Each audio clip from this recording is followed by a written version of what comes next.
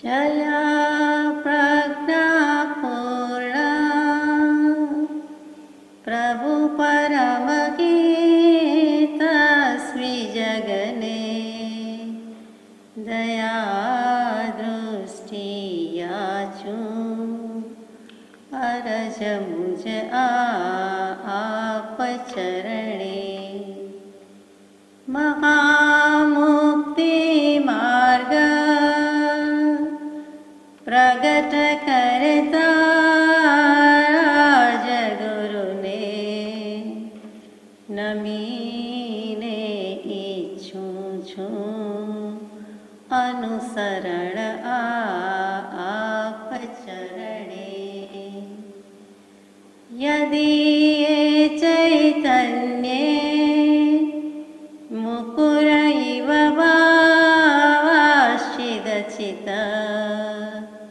समं भान्ति द्रव्य व्ययजनिलसन्तरहिता जगत्साक्षी मार्ग प्रकटन परो भानुरिवयो महावीर स्वामी नयन पथगामी भवतु मे। सत्श्रुतने नमस्कार, तारक त्रिपुटीने नमस्कार, असीम उपकारी आत्माने नमस्कार, मावित्रोने नमस्कार, माविત્રો સમાન મુરબ્બીઓ મુમુક્ષોને નમસ્કાર. પરમ કૃપાળુ દેવ પ્રણીત વચનામૃતજી પત્રાંક 223 મુંબઈ ફાગણ વદ 14 બુધ વિક્રમ સંવત 1947 તારીખ 8/4/1891. પરમ પૂજ્ય શ્રી સૌભાગભાઈને લખાયેલા પત્રોની પરંપરામાં એક વધુ પત્ર છે, તે પ્રસ્તુત પત્ર. સત્સંબંધી 200 પછીથી શરૂઆત ચાલી આવી છે. તે સત્સંબંધી અને ગમે ત્યાંથી સત પ્રાપ્ત કરવા માટે પોતાનું અસ્તિત્વ પોતાની પાસે જ છે, તેની પ્રાપ્તિ માટે, તેના ભાન માટેની બધી જ શિખામણ રૂપે પત્રો છે. જુદી જુદી રીતે પરમ કૃપાળુ દેવ પોતાનો પરમાત્મા તરીકેનો દોર કે શૈલી ચૂક્યા સિવાય કેવી સુંદર રીતે મૂકે છે તે વિચારવાનું છે. દેહાભિમાને ગલિતે વિજ્ઞાતે પરમાત્મની યત્ર યત્ર મનોયાતિ તત્ર તત્ર સમાજય. શ્રી શંકરાચાર્યજી થઈ ગયા પ્રખર વેદાંતિ, જેણે વેદાંત દર્શન મૂક્યું એમ કહીએ તો ચાલે. બીજા અનેક શાસ્ત્રો મૂક્યા. 32 વર્ષની જેમ પરમ કૃપાળુદેવની જેમ આ જન્મ વૈરાગી અને એટલી જ ભરપૂર યુવાવસ્થામાં એમનો દેહ ત્યાગ પણ થયો, પણ જગતને ઘણું આપી ગયા. જોકે જૈન દર્શનના ઘણા વિરોધી હતા, તેમ છતાં પોતાને તે દર્શન માન્ય નહોતું, તેમ છતાં કૃપાળુદેવને તેમનું જે સારું હોય, ગ્રહણ કરવા જેવું હોય તે લખ્યું છે, સ્વીકાર્યું છે. એ પરમ પુરુષ ઘણો ઉદાત્ત અને ઉમદા પુરુષ છે. તો એમાં એમણે લખ્યું છે એક દૃગ્દૃશ્ય વિવેક નામનું બિલકુલ નાનું પુસ્તક છે. એમાં 20મો શ્લોક તે આ છે કે દેહાભિમાને ગલિતે. સમાધિ શતક પૂજ્યપાદ સ્વામી જીનાગમ નથી, છે, ઘણા છે. કૃપાળુદેવને હૃદયમાં છે, સ્મરણમાં છે, પરંતુ પરમ પૂજ્ય શ્રી સૌભાગભાઈને વેદાંતના શાસ્ત્રો પ્રત્યે કાંઈ પણ દુર્લક્ષ હોય, ઉપેક્ષા હોય, અગરતોણગમો હોય કે આપણે તો જૈન જરૂર શું જાણવાની બીજું, તો એવો કંઈક ભાવ હોય તો એ કઢાવવા માટે પણ લખ્યું હોય તેમ સમજાય છે. નહીં તો સમાધિ શતકમાં આવા જ શ્લોક ભરપૂર છે, એનાથી જ એ સમાધિથી જ ભરપૂર છે શાસ્ત્ર, અને એ જ મૂકેલું છે. પણ તેમ નહીં, અત્યારે કૃપાળુદેવે આ દૃગ્દૃશ્ય વિવેકનો મૂક્યો છે. તો શરૂઆત જ મૂકી છે કે દેહાભિમાને ગલિતે, જો સમાધિ જોઈતી હોય, જો આત્મજ્ઞાન કે સમ્યક દર્શન જોઈતું હોય અને એના પરિણામે સમાધિ મરણ જોઈતું હોય તો શું કરવા યોગ્ય છે? તો દેહાભિમાન છોડવા દેવું છે. ગાળી નાખવા જેવું છે, ગળી નાખવા જેવું છે. ફિલ્ટર કરવું તે ગાળવા જેવું નથી, તે ગળી લેવું એમ નહીં, પણ તદ્દન ગળી જાય, પડી જાય, એટલે કે નાશ થાય, પૂર્ણગલન થાય, એમ ગળી જાય તે કેવું છે કે બિલકુલ ન રે, દેહાતીત દશાને પામીએ તો દેહાભિમાન છોડ્યા સિવાય છૂટકો નથી. એટલે કે દેહાભિમાન છૂટે, દેહાધ્યાસ છૂટે. અહીંયા દેહાધ્યાસ માટે શબ્દ મૂકીએ, પર્યાય શબ્દ, તે દેહાભિમાન છે. એ છૂટે તો પછી મોક્ષ છે, સમાધિ છે, નહીં તો નથી. હવે દેહાભિમાન શું? તો કે હું કર્તા, હું મનુષ્ય, હું સુખી, હું દુઃખી, એ વગેરે પ્રકારથી રહેલું દેહાભિમાન તે જેનું ગળી ગયું છે અને સર્વોત્તમ પદરૂપ પરમાત્માને જેણે જાણ્યો છે તેનું મન જ્યાં જ્યાં જાય છે ત્યાં તેને સમાધિ જ છે. ફરીથી કૃપાળુદેવે મૂક્યું છે તે જ કે હું કરતા, એટલે કોઈ પણ વસ્તુનો હું કરનાર છું. મેં ડ્રાઇવિંગ કર્યું, મેં રસોઈ બનાવી, મેં કાર ચલાવી, મેં કોઈને શીખવાડ્યું, મેં પુસ્તક લીધું, મેં દીધું, વ્યવહારથી બોલ્યું જાય છે, પણ કરતાપણાનું અભિમાન કે મેં કહ્યું તો થયું ને, મેં આંગળી ચીંધ્યાનું પુણ્ય કે પાપ કર્યું ને, મેં સમજાવ્યું તો થયું, મેં બતાવ્યું તો થયું, મેં કરી આપ્યું તો થયું, મેં દેખાડ્યું તો થયું, એવું કોઈ પણ વસ્તુમાં અગર તો કીડી મકોડીને બચાવતી વખતે પણ એમ થાય કે હું એને તડકેથી છાંયે મૂકું તો, હું એને બહાર લઈ જઉં તો એ કરી શકે, થઈ શકે. ત્યાં આપણને કંઈક કર્યાનું કરી શકું છું, હું કાળા માથાનો માનવી કરી શકું, એ બિચારા ક્ષુલ્લક જંતુ કરી શકતા નથી. એમાં પણ એ કરતાપણાનું ભાન અને અભિમાન રહેલા છે. એ ભાન રહિતપણે કરીએ, કરવાની ના નથી, અનુકંપા તો રાખવાની છે, કરુણા દયા રાખવાની છે, પણ હું કરી શકું ને તે ન કરી શકે તેમ નથી. તે વખતે મનમાં ખટકો હોવો જોઈએ કે તેના પુણ્ય હશે, તેનું આયુષ્ય હશે તો જીવશે, તેને સાતા રહેવાની હશે તો રહેશે, તો તેની પાંખ વગેરે પગ વગેરે નહીં કપાય, નહીં તો એ પણ બનવાનું હશે તો બનશે. એટલે ન ફિકરાય કે લાપરવાહી પણ ના છે કે જે થવાનું હશે તે થશે, એમ પણ નથી. પણ આપણા મનમાં હું કરી આવી શકું, હું એને બહાર કાઢી શકું, હું એને બહાર મૂકી આવી શકું, એ ભાવ કે ભાન રાખવાનો નથી. તો એવા જંતુ કે પશુ પંખી પ્રત્યે નથી રાખવાનો, તો મનુષ્યથી મનુષ્ય સુધીના સંબંધોમાં પણ નથી જ રાખવાનો કે મેં આ બાંધ્યું, મેં આ દોર્યું, મેં આ પેઇન્ટિંગ કર્યું. એ કહેવું પડે એ જુદી વાત છે, પણ એનો કરનારો હું કોણ? 5 સમવાય ભેગા થાય ત્યારે ઘટના ઘટવાની હતી તો ઘટી, એમાં મારા પણ અહમત્વ મમત્વ રાખવાનું નથી. તો હું કરતા, વળી હું મનુષ્ય, એટલે હું મનુષ્ય એટલે આટલું બધું કરી શકું. દેવો ન કરી શકે, નારક ન કરી શકે, જીવજંતુ પશુ પંખી નથી કરી શકતા, પણ હું કરી શકું. તો સત્પુરુષાર્થ માટે પ્રેરણા લેવા માટે કરે તો બરોબર છે, પણ મનુષ્યપણાના ભાન સાથે કરે તો ત્યાં તો એ પોતે પોતાને જ આવરે છે, પોતાને આવરણ કરે છે. એ મનુષ્ય છે એ પણ ભૂલી જવાનું છે. હું આત્મા છું એ શબ્દથી તો એ ભૂલી જવાનું છે, માત્ર ભાવમાં કે જાગૃતિમાં રાખવાનું છે. તો એવી ઊંચી વાત મૂકી દીધી છે, સૂક્ષ્મ વાત મૂકી છે. હું સુખી, હું દુઃખી. સુખ શું ને દુઃખ શું? સુખ અને દુઃખ બંને કલ્પના છે, મનની કલ્પના જ છે, માને લીધેલું છે. ખરું સુખ તો છે જ નહીં, વાસ્તવિક સુખ તો આત્મામાં છે, અંતરમાં છે. એટલે હું સુખી દુઃખી, અને આમ પણ રિલેટિવ ટર્મ છે, અપેક્ષા એ છે કેટલાક કરતાં સુખી, કેટલાક કરતાં દુઃખી, કોઈક બાબતમાં સુખી, કોઈક બાબતમાં દુઃખી. અને છેવટે આખરે તો એ બધી જ કલ્પના છે. તેમ 12-14 વર્ષના કૃપાળુદેવે બોધ વચનમાં મૂકી દીધું કે સુખ દુઃખથી ઉપરાંઠા થવું, એ સુખ દુઃખ બંને મનની કલ્પના છે. એટલે એ વગેરે પ્રકારથી રહેલું દેહાભિમાન, એટલે કે કર્તૃત્વ હોય એટલે ભોક્તૃત્વનો પણ ભાવ હોય કે મેં કર્યું છે ને મારે ખાવું છે, મારે વાપરવું છે, મારે બનાવવું છે, મેં ખરીદ્યું છે અથવા તો મારું છે અને હું વાપરું છું, ભોગવું છું, અથવા હું ગમે તે કરું, તો એ પણ ત્યાં ભોક્તૃત્વનો ભાવ છે, ભોગતાપણાનો ભાવ છે. એટલે કરતાપણું, ભોગતાપણું, આત્માનું 3જું પદ અને 4થું પદ બંને મૂકી દીધું છે કે પોતે કાંઈ કરતો નથી, વ્યવહારથી કહેવાય છે, ઉપચારથી કરે છે, પણ સ્વભાવથી તો સ્વભાવ પરિણતિએ નિજ સ્વરૂપનો કરતા છે, અને તે જ કરવાનું છે. તો સ્વરૂપનો કરતા છે, સ્વરૂપનો ભોગતા છે. એ સિવાય આત્મા કાંઈ કરી શકતો નથી, કરે પણ નહીં. પહેલું વ્યવહારથી છે. તો આ પ્રમાણે દેહાધ્યાસ છૂટે, એટલે કૃપાળુદેવે તો કહી જ દીધું છે આત્મસિદ્ધિ શાસ્ત્રમાં કે છૂટે દેહાધ્યાસ તો નહીં કરતા તો કર્મ, નહીં ભોગતા તું તેગનો એ જ ધર્મનો મર્મ, એ જ ધર્મથી મોક્ષ છે. તું છો મોક્ષ સ્વરૂપ, અનંત દર્શન જ્ઞાન તું અવ્યાબાદ સ્વરૂપ. એટલે ત્યાં તો એ વાત આવીને ઊભી રહે છે. અહીંયા જુદી રીતે મૂક્યું કે એ જ દેહાધ્યાસ, એ જ દેહાભિમાન છે. તે જેનું ગળી ગયું છે, નાશ પામ્યું છે, વિલય થયું છે, અને સર્વોત્તમ પદરૂપ પરમાત્માને જેણે જાણ્યો છે.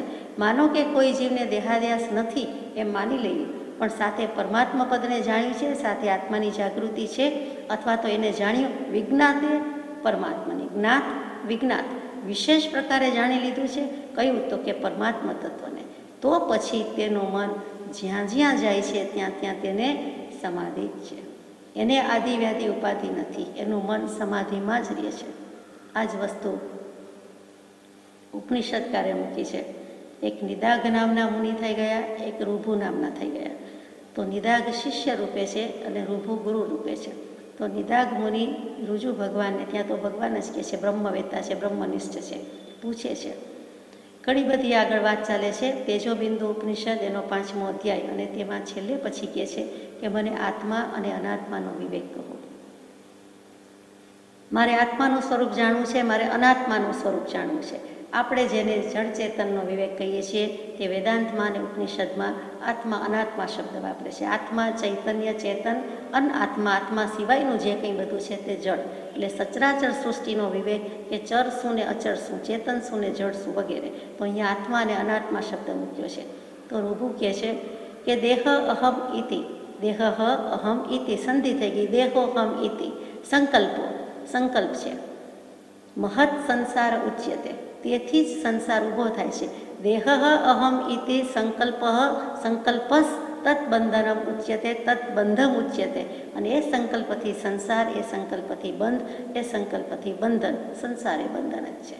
એટલે કે હું દેહ છું એવો સંકલ્પ કર્યો, વિચાર કર્યો, માની લીધું, તે જ અંતઃકરણ છે, તે જ સંસાર છે, તે જ બંધન છે, તે જ દુઃખ છે, તે જ નરક છે, તે જ બધું જગત છે, તે જ હૃદયની ગાંઠ છે, તે જ અજ્ઞાન છે, અને તે જ અજ્ઞાત ભાવ છે, અને તે જ ખુલ્લું પાપ છે, અને તે જ દોષમય વાસના કે તૃષ્ણા છે. અને જે સંકલ્પ છે તે જ આદિવ્યાધિ ઉપાધિરૂપ ત્રિવિધતાપ છે. આદિ ભૌતિક, આદિ દૈવિક અને આધ્યાત્મિક તાપ પણ છે. અને તે બધું જ માનસિક છે. સ્થૂળ દૃષ્ટિએ કાંઈ નથી, એટલે બધું મનમાં છે.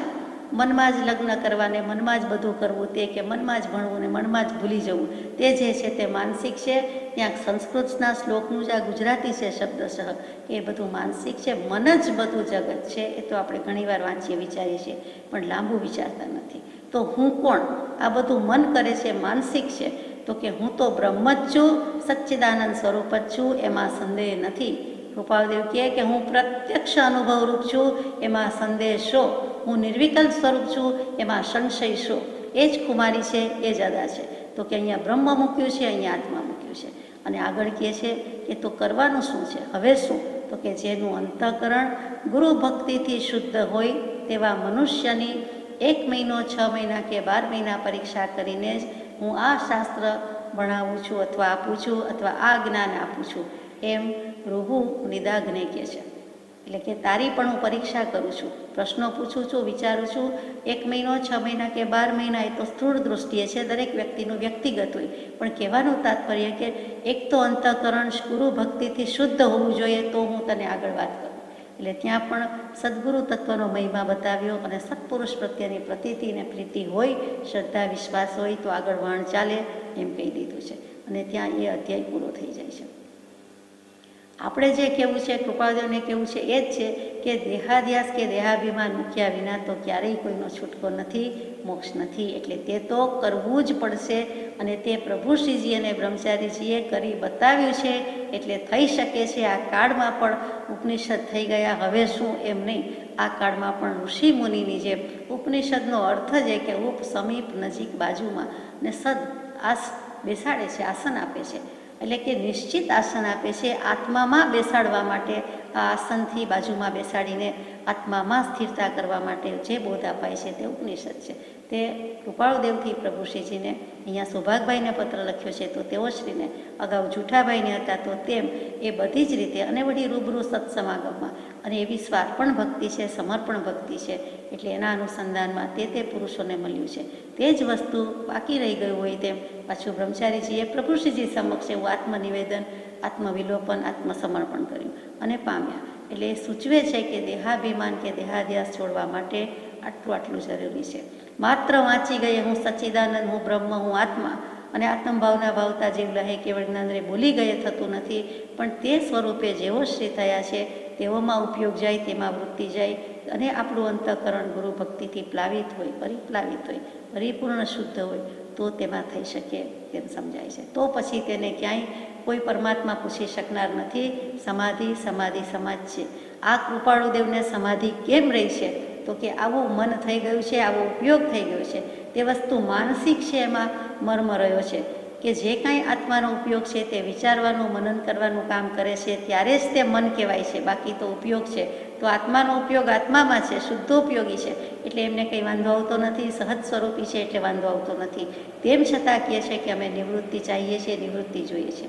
એટલે આપણે આત્માનો ઉપયોગ એમાં રહેવાની બદલે તરત જ મનરૂપે, એટલે સંકલ્પ વિકલ્પ કરી નાખીએ છીએ, બીજું કંઈ નથી. એટલે માનસિક કહ્યું છે કે જે કંઈ છે તે મનથી છે, ઉપયોગ તો છે જ, પણ એ ઉપયોગને મન તરીકે શા માટે જવા દો છો, શા માટે સંકલ્પ વિકલ્પ કરાવો છો? આગળ જઈએ. આપના પત્ર ઘણીવાર વિગતથી મળે છે અને તે પત્રો વાંચી પ્રથમ તો સત્સમાગમમાં જ રહેવાની ઈચ્છા થાય છે. તથાપિ ખાલી જગ્યા 5% મૂક્યા છે કારણથી તે ઈચ્છાનું ગમે તે પ્રકારે વિસ્મરણ કરવું પડે છે. જ્યારે જ્યારે સૌભાગભાઈના પત્ર મળ્યા છે તો કૃપાળુદેવ કહે છે કે એ જ સમાગમમાં જ રહેવાની ઈચ્છા થાય છે કે હવે રૂબરૂ જ બધી વાત કહી દેવી છે, વાંચ્યું નથી, વિચાર્યું તો જરૂર પડતી નથી, તરત જ બધું કહી દઉં, આપી દઉં એમ થાય છે. અથવા જે શબ્દો લખ્યા છે, જે પ્રશ્નો લખ્યા છે તે જ શબ્દોમાં સ્થિતિ થઈ જવાનો ભાવ થાય છે.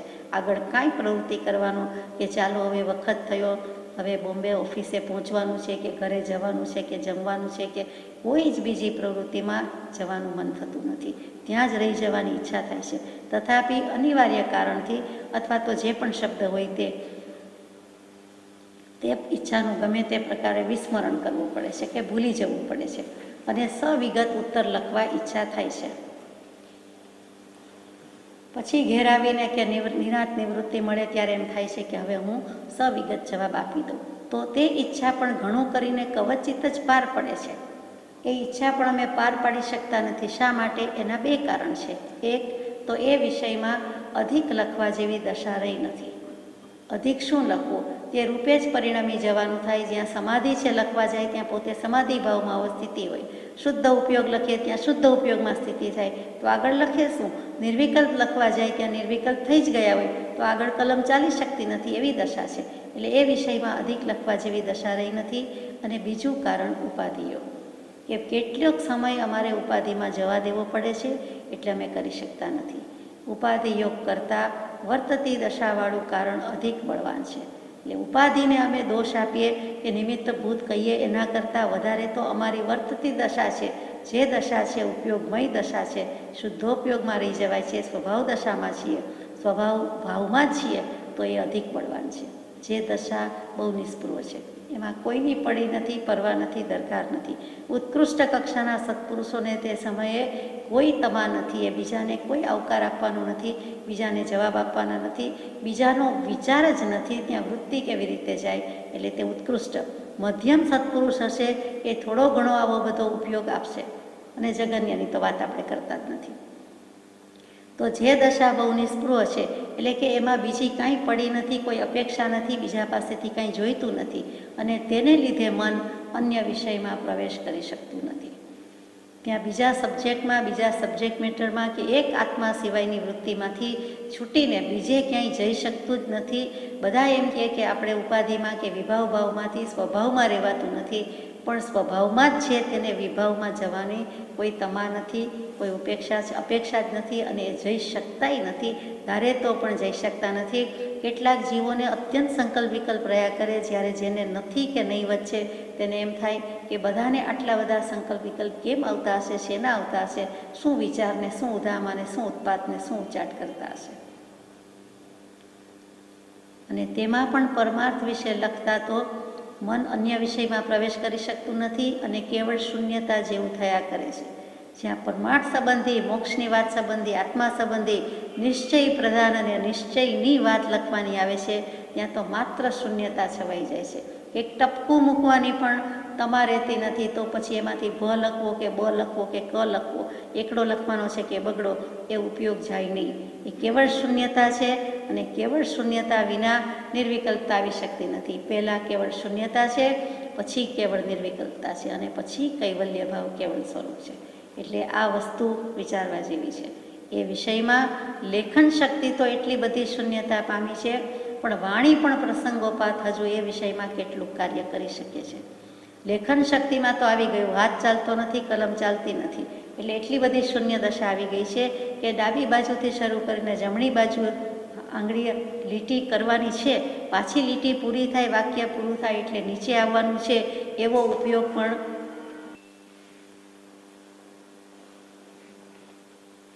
ઉપયોગ રહેતો નથી. એવી દશાની વાત કૃપાળુદેવે મૂકી છે. હજુ પણ વિચારવાણી કંઈક પ્રવર્તન કરી શકે છે, એટલે એવી આશા રહે છે કે સમાગમમાં જરૂર ઈશ્વર કૃપા કરશે. એટલે પ્રત્યક્ષ સમાગમમાં અમે દેહાધ્યાસ, દેહાભિમાન સંબંધી અથવા જે કોઈ વિષય સંબંધી કહેવાનું હશે તે કેટલું કહી શકશું એવી આશા રહીએ છીએ અને ઈશ્વર કૃપા કરશે. ઈશ્વર કોઈ નથી, ઈશ્વર કરતાં કોઈ છે જ નહીં, શુદ્ધ સ્વભાવ જ છે અને તે કૃપા કરશે, એટલે કે પોતે જ કરશે. વાણી પણ જેવી આગળ ક્રમપૂર્વક વાત કરી શકતી તેવી હવે લાગતી નથી. એટલે અત્યારે અમે એ ક્રમપૂર્વક વાત કરી શકતા નથી. જે પહેલાં ક્રમથી સરસ રીતે વ્યવસ્થિત રીતે કહી શકતા હતા એટલું કહી શકતા નથી. અને લેખન શક્તિ શૂન્યતા પામ્યા જેવી થવાનું કારણ એક એવું પણ છે કે ચિત્તમાં ઉગેલી વાત ઘણા નયયુક્ત હોય છે. કૃપાળદેવ જેવા નમ્ર થઈને લખે છે કે અમને તો કંઈ લખતા આવડતું નથી, એટલે કે શૂન્યતા આવી ગઈ છે, બોલવામાં પણ મૌન જેવું થઈ ગયું છે. કેવા પુરુષ છે, સમજી ન શકાય તેવા અકળ ગતિ છે. અને શું કામ થાય છે તો સ્થૂળ દૃષ્ટિએ કારણ કે છે કે ચિત્તમાં જે વાત આવી છે, અમારે જે મનમાં આવે છે વાત કહેવાની છે એ ઘણા નયયુક્ત હોય છે, ઘણા દૃષ્ટિબિંદુવાળી હોય, ઘણા અભિપ્રાય હોય, ઘણા એંગલથી કહેવાની હોય. તો એક સમયે એક શબ્દમાં એક વાક્યમાં કેટલુંક આવે. જ્યારે વાત થતી હોય ત્યારે એક રીતે જ કહી શકાય છે. અને મનમાં તો આપણે કહીએ ને કે અનંતી વાત ભરી છે. ઘણીવાર વ્યવહારમાં કહીએ કે so much in mind, too much in mind, so many things in mind. તો આપણે ઘણી બધી બાબતમાં ઓક્યુપાય હોવાથી આપણે કરી શકતા નથી, કહી શકતા નથી, શું કહેવું, શું કરવું. જાણે બહુ બિઝી છીએ, ઘણું કરવાનું છે અને કરી શકાતું નથી. તો અહીંયા પણ શબ્દો, વાક્યો, અભિપ્રાય બધું જ એકદમ ઠોકમ ઠોક કરતું હોય, છાકમ છોડ હોય, ઠોકા ઠોક થતું હોય, તો એટલા બધા નહીવાળી દૃષ્ટિથી હોય તો એ લેખમાં આવી શકે નહીં. બોલવામાં પણ એકી સાથે કેટલું બોલાય, લખવામાં પણ કેટલું બોલાય. બોલવામાં તો હજી તરત જ બેક એન્ડ ફોર્થ કે થઈ શકે, આગળ પાછળ જઈ શકે, લખવામાં એમ ચાલે નહીં. એટલે લેખમાં આવી શકતું નથી, જેથી ચિત્ત વૈરાગ્ય પામી જાય છે. કહેવું છે ઘણું પણ કહી શકાતું નથી, લખવું છે ઘણું પણ લખી શકાતું નથી. આત્માની દશાને કારણે લખી શકાતું નથી, એ સમજવા જેવું છે.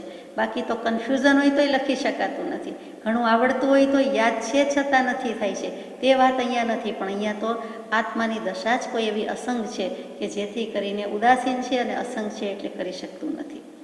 આપે એકવાર ભક્તિના સંબંધમાં પ્રશ્ન કર્યું હતું, તે સંબંધમાં વધારે વાત તો સમાગમે થઈ શકે તેમ છે, અને ઘણું કરીને બધી વાતને માટે સમાગમ ઠીક લાગે છે. તો પણ ઘણો જ ટૂંકો ઉત્તર લખું છું. આપે એકવાર ભક્તિ સંબંધી પ્રશ્ન કર્યું હતું, તો તેમાં વધારે વાત તો સમાગમમાં રૂબરૂમાં કરીશ અને ઘણી બધી વાત સમાગમમાં જ થશે, તો પણ ટૂંકમાં જવાબ આપું છું. તે લખીએ, વિચારીએ કે પરમાત્મા અને આત્માનું એકરૂપ થઈ જવું એ પરાભક્તિની છેવટની હદ છે. એક એ જ લઈ રહેવી તે પરાભક્તિ છે. પરમ મહાત્મ્યા ગોપાંગનાઓ મહાત્મા વાસુદેવની ભક્તિમાં એ જ પ્રકારે રહી હતી. પરમાત્માને નિરંજન અને નિર્દેહ રૂપે ચિંતવીએ જીવને જો એ લઈ આવવી વિકટ છે. એટલા માટે જેને પરમાત્માનો સાક્ષાત્કાર થયો છે એવા દેહધારી પરમાત્મા તે પરાભક્તિનું પરમ કારણ છે. પરાભક્તિ શું? તો કે પરમાત્મા અને આત્માનું એકરૂપ થઈ જવું તે. તો લઘુતા, સમતા, એકતા, નવધા ભક્તિ પ્રમાણ. 9 પ્રકારની ભક્તિ કઈ છે. એમાં ધીમે ધીમે પહેલી તો શ્રવણ કીર્તન આવી. તો આપણે શું આત્મસિદ્ધિજી ગાઈએ, 3 પાઠ બોલીએ, ભક્તિ નથી? એ જરૂર ભક્તિ છે, કીર્તન ભક્તિ છે, ગાવા રૂપે ભક્તિ છે. સાંભળીએ છીએ ત્યારે શ્રવણ ભક્તિ છે, વંદન નમસ્કાર કરીએ તો વંદન ભક્તિ છે, ચિંતન કરીએ તો એ પણ ભક્તિ છે. નાના થઈને ભગવાન પાસે બેસીએ છીએ, પામર થઈને બેસીએ છીએ, અજ્ઞાની થઈને બેસીએ છીએ, તો એ પણ એક જાતની લઘુતા છે, ભક્તિ છે. એમ કરતાં કરતાં છેવટે શબ્દ આવ્યો કે એકતા. પહેલી સમતા આવી 8મી અને પછી 9મી એકતા આવી. બધું થતાં થતાં જગત જાત બધું ભૂલાવા માંડે છે અને ભૂલાતા પહેલાં બધું જ સમાન લાગે છે, એક સરખું લાગે છે. જગતના કોઈ પણ જીવ પ્રત્યે ભેદભાવ રહેતો નથી, રાગદ્વેષ રહેતો નથી, પક્ષપાત પૂર્વગ્રહ રહેતો નથી, કોઈ સુખી દુઃખી લાગતું નથી, બધા જ આત્મા લાગે છે. પોતાના આત્મા સહિત સમદૃષ્ટિ આવી જાય છે, સમપરિણતિ આવી જાય છે. એ સમતા આવ્યા પછી શું હોય તો કે પછી એકતા. ત્યારે પરમાત્મા, હું કે બીજા આત્મા સરખા એટલી હજી જુદાઈ છે, પણ એકત્વ ભાવ આવે છે, ઐક્ય ભાવ આવે છે, ત્યારે તો તું જ મુજ એક. એ પરમાત્મા, તારા અને મારા સ્વરૂપમાં કોઈ ભેદ નથી. તે પ્રગટાવ્યું, મારે પ્રગટાવવાનું બાકી હશે. એ પણ ભેદ દૃષ્ટિ આવે ત્યારે. પણ જ્યારે એવી દશા આવે છે, એવી સ્વરૂપ સ્થિતિમાં જીવ મુકાય છે, એવા સ્વભાવના ભાનમાં, એવી આત્માની અનુભૂતિમાં છે, ત્યારે તો જગતમાં પરમાત્મા અને પોતાનામાં અંશ માત્ર ભેદ નથી, સહેજેય ભેદ નથી. પરમાત્માને જ્યાં બિરાજમાન થવું હોય તે સિદ્ધાત્મામાં, સિદ્ધાલયમાં બેઠા હોય, પોતે જ્યાં બેઠા છે ત્યાં, જ્યાં દશા હોય, જ્યાં સ્થિતિ હોય, જ્યાં આયુષ્ય હોય, જ્યાં રહેતા હોય ત્યાં. સદેહ છે એટલે ક્યાંક તો રહેવાનું છે. પણ પરાભક્તિ છે કે તું જ મુજ એક, મારા તારામાં કોઈ ભેદ નથી. અને એવી એકધારી લઈ રહેવી તે પરાભક્તિ છે. એક સેકન્ડ પૂરતું, એક સમય પૂરતો અનુભવ થયો અને પછી એ દશામાં વૃત્તિ વયા કરે તે સમ્યક દર્શન કહીએ છીએ, પરમાર્થ સંકેત કહે છે, ક્ષાયિક સંકેત કહે છે. અને પછી તે આત્માને નિરંતર પ્રતીતિ વર્તે છે, ક્યારેય આત્મા ભૂલાતો નથી. અને અનુભૂતિ વખતે તો બિલકુલ પરાભક્તિ છે કે બંને એક ભેગ થઈ જાય છે, એક થઈ જાય છે.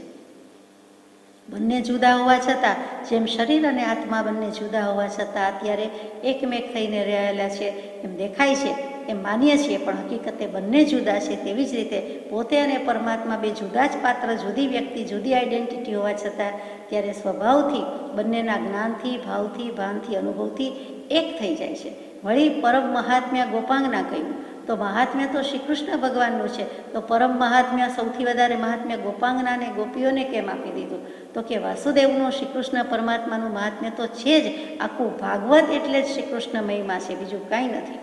શ્રીમદ ભાગવતમાં બીજું ઘણું હશે, પણ એનો બીજો શબ્દ કે પર્યાય શબ્દ કેવો હોય તો શ્રી કૃષ્ણ ચરિત્ર જ છે. અને તેથી કરીને તેનો મહિમા તો છે ને છે.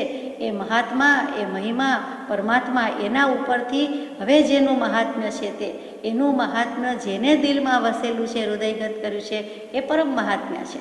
શ્રી કૃષ્ણએ પરમ મહાત્મા કયા, અને એવું જ મહાત્મ્ય જેને લાગ્યું છે, વસી ગયું છે, એ મહાત્મા. એટલે કે ગોપાંગનાનું વિશેષણ છે કે એટલું ઉત્કૃષ્ટ મહાત્મ્ય છે, કેમ કે ઉત્કૃષ્ટ મહાત્મા પરમાત્મા વાસુદેવ શ્રી કૃષ્ણને એણે આત્મસાત કર્યો છે, એને હૃદયમાં મૂક્યો છે. પરમાત્માને નિરંજન અને નિર્દેહ રૂપે સિદ્ધ ભગવંતની સ્તુતિ કરવી હોય તો આપણને કોઈ આકાર નથી, એટલે આપણે કરી શકતા નથી. મહાવીર સ્વામી, ઋષભદેવ ભગવાન, શાંતિનાથ ભગવાન કહીએ તો આપણને એ આકાર ખબર નથી. સામાન્યપણે આપણે મનુષ્ય જેવા કે એમ કરીએ છીએ, સલાડ શિલ્પીએ ઘડ્યા હોય છે, નમસ્કાર વગેરે કરીએ છીએ. પણ આ ઋષભદેવ ભગવાન અને આ શાંતિનાથ ભગવાન અને આ મહાવીર સ્વામી એવું કંઈક એકચ્યુઅલ ખરેખર એમનું ચિત્રપટ જે અગર તો પ્રતિમા જે આપણી પાસે નથી, આપણે જાણીએ છીએ.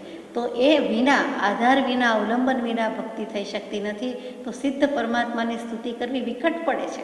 એટલા માટે નિરંજન કહેતા અહીંયા સિદ્ધ પરમાત્મા, અને નિર્દેહ રૂપે એટલે અયોગી પરમાત્મા, જેને દેહ નથી એટલે સિદ્ધ પરમાત્મા.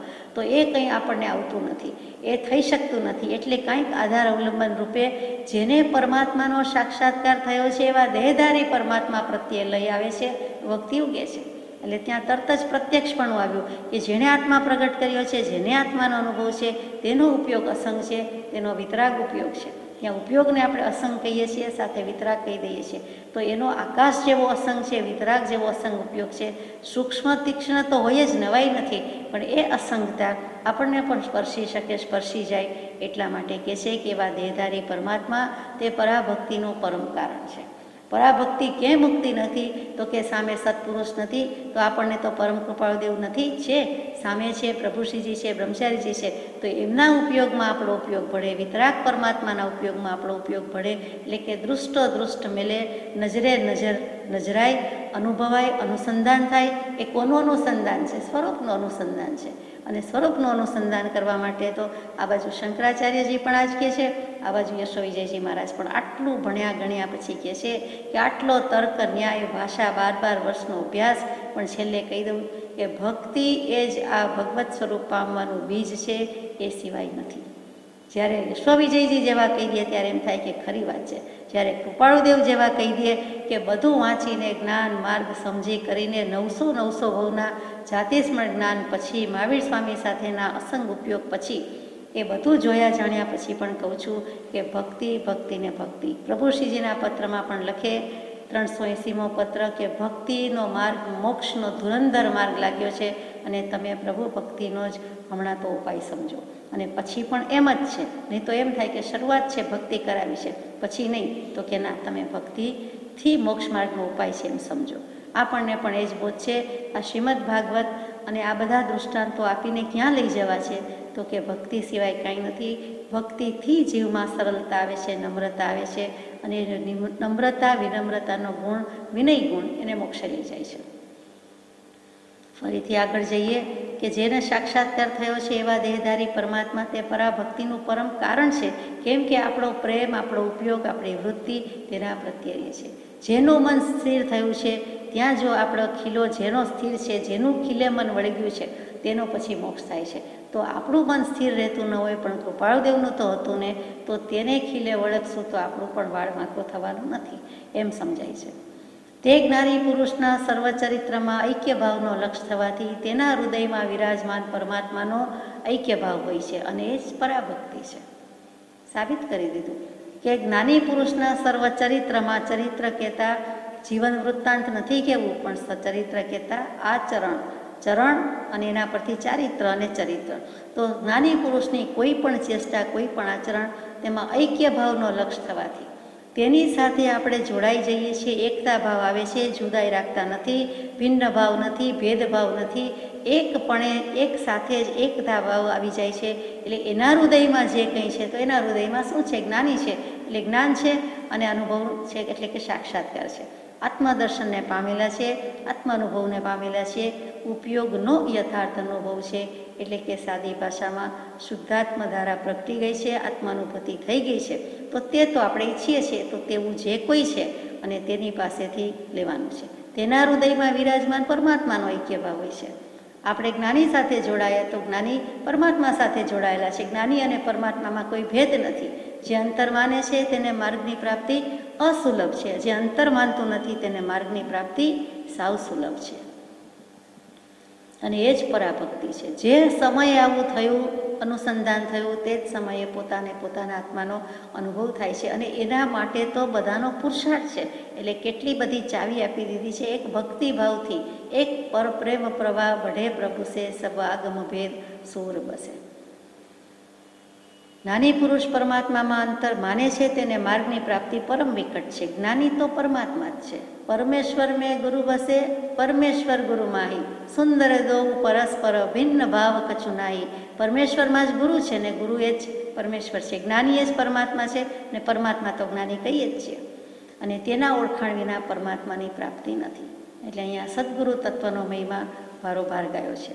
માટે સર્વ પ્રકારે ભક્તિ કરવા યોગ્ય એવી દેહધારી દિવ્ય મૂર્તિ જ્ઞાનીરૂપ પરમાત્માની, અને તેને નમસ્કાર આદિથી ભક્તિથી માંડીને પરાભક્તિના અંત સુધી એક લઈએ આરાધવી એવો શાસ્ત્ર લક્ષ છે. હવે કરવાનું શું છે? તો કે એને જ મંડી પડવાનું છે. જે જ્ઞાની છે, જે પરમાત્મા છે, એની બધી રીતે ભક્તિ કરવાની છે, અને એને નમસ્કાર આદિ ભક્તિથી માંડીને પરાભક્તિ સુધી લઈ જવાના છે. પરમ પૂજ્ય બ્રહ્મચારીજીએ પ્રજ્ઞાવબોધમાં રસાસ્વાદ નામનું પુષ્પ લખ્યું છે, અને એ પુષ્પમાં સુંદર વાત મૂકી છે. એક્સક્યુઝ મી, 93મા નંબરનું પુષ્પ છે. રસાસ્વાદની છે અખંડિત ધારા, સદા સેવતા શ્રી ગુરુ પૂજ્ય મારા. આગળ લખે છે, પરાભક્તિ રૂપે રસાસ્વાદ તો ત્યાં, પરાત્મા રૂપે લીન આત્મા થતો જ્યાં. કદી દેહધારી પરાત્મા મળે જો, કૃપા બી પરાભક્તિનું લે ફળે તો. પરાભક્તિનું બી કદાચ લઈએ તો કળે તો ફળે. પરાત્મા અને જ્ઞાનીમાં ભેદ નાખો, પરાત્મા સ્વરૂપે ગણો જ્ઞાનીને તો. ગણે ભેદ તે માર્ગથી દૂર જાણો, પરાત્મા ગણે ભક્તિ ઉગે પ્રમાણો. જે વાત કૃપાળદેવે લીધી છે એ જ બ્રહ્મચારીજીએ કરી બતાવી છે. એમના હૃદયમાં પ્રભુશ્રીજી અને પરમ કૃપાળદેવ પ્રત્યે પારાવાર ભક્તિ છે, પરંપાર પ્રેમ છે. પ્રભુશ્રીજીએ એ જ કહ્યું કે અમારે તો એ અને એ જ, બીજો કોઈ નહીં, બીજું કાંઈ નહીં. તો તે જ વસ્તુ અહીંયા મૂકી છે. એ પરાભક્તિ છે કે બીજો નહીં, ઉત્કૃષ્ટ ભક્તિ, the best one of the best, ના the best of the best. તો કે એક જ પરાભક્તિ, અનન્ય ભક્તિ, અનન્ય શ્રદ્ધા, તેની વાત કહી છે. એટલે નમસ્કારથી માંડીને, વંદનથી માંડીને છેક સુધીની એક લઈ આરાધવી તેવો શાસ્ત્ર લક્ષ છે. દરેક શાસ્ત્રને આજ કેવું છે, જીનપદ નિજપદ એકતા, વેદભાવ નહીં કાંઈ, લક્ષ્ય થવાને તેહનો કયા શાસ્ત્ર સુખદાય. તો એ જ તો લક્ષ છે. આત્મા પણ આત્મન ચિંતવના કરે, વર્તે, તે શાસ્ત્રના પરમાર્થરૂપ છે, અને તે જ લક્ષ છે એવું કૃપાળદેવ અંબાલાલભાઈ પરના એક પત્રમાં મૂકે છે. ત્યાં લક્ષની વ્યાખ્યા કહી દીધી કે આત્મા પણ વર્તે, તે જ શાસ્ત્રોને તે જ કહેવું છે, કરાવવું છે. પરમાત્મા આ દેહધારી રૂપે થયો છે એમ જ જ્ઞાની પુરુષ પ્રત્યે જીવને બુદ્ધિ થઈ એ ભક્તિ ઉગે છે અને તે ભક્તિ ક્રમે કરી પરાભક્તિરૂપ હોય છે. એવો ક્રમ ઉગે છે, એવો માર્ગ ઉગે છે, એવી પરંપરા ઉગે છે અને પછી માર્ગથી બધું પતી જાય છે. શ્રીમદ ભાગવતમાં અને ભગવદ્ ગીતામાં ઘણા ભેદ પ્રકાશિત કરી એ જ લક્ષ્ય પ્રશંસ્યો છે. અધિક શું કહેવું? શ્રીમદ ભાગવતમાં પણ આ જ મહિમા ગયો છે અને શ્રીમદ ભગવદ્ ગીતા તેમાં પણ આ જ જુદી જુદી રીતે ઘણા ભેદે પ્રકાશિત કરીને મૂકેલું છે. લક્ષ્ય તો એમાં એ જ છે, પરમ લક્ષ્ય આ જ છે કે પરમ પ્રેમ અને પરમ ભક્તિ. ઓગળી જવાનું છે, પીગળી જવાનું છે. મીઠાની પૂતળી બનાવી કે સ્ટેચ્યુ બનાવીએ, મીઠાની કોઈ પણ આકારમાં વસ્તુ બનાવીએ, એકલું મીઠું કદાચ ઓગળી જાય, પણ મીઠાની આખી વસ્તુ, ભારોભાર મીઠાની વસ્તુ, ને તેને પૂતળી કહે છે, કોઈ મૂર્તિ કહે છે, પ્રતિમા કહે છે, તો એ ઓગળી જાય છે કે એમ જ રહીએ છે? એને પાણીમાં નાખીએ છીએ, એમાંય જો દરિયાના પાણીમાં નાખ્યું તો સંપૂર્ણપણે તરત જ ઓગળી જાય છે અને પછી એ મીઠાનો આકાર કે પૂતળી આપણને મળી શકતું નથી. તો એ જ વાત અહીંયા કહી છે કે જેમ તે ઓગળી જાય છે, પીગળી જાય છે, તેમ આ બંને પુરુષો પ્રભુ શ્રીજી અને બ્રહ્મચારીજી પરમાત્માની કૃપાળુદેવની ભક્તિમાં ઓગળી ગયા છે, પીગળી ગયા છે અને બિલકુલ જ સર્વ સમર્પણ કરી દીધું છે અને તેથી આત્માનું કલ્યાણ, આત્માનું શ્રેય સાધી ગયા, સત્પુરુષો થઈ શક્યા છે. એ સિવાય થઈ શક્યા નથી. એટલે કે એમણે આપોપું કાંઈ રહેવા દીધું નથી. કોઈ પણ આત્મા પરમાત્મા યાને કેવલ જ્ઞાની થાય છે તો શું થાય છે કે કેવલી સ્વરૂપ અહંભાવ હોય છે તે મટી જાય છે ત્યારે થાય છે. એવું શું કાઢી નાખ્યું? બીજા આત્મામાં ને એમનામાં શું ફેર છે? તો કે પોતે જે અહંભાવ મમત્વભાવમાં પૂર્વે વર્તા હોય બહિરાત્માપણામાં તે બધો જ કાઢી નાખ્યો. તો આટલું જ કરવાનું રહ્યું.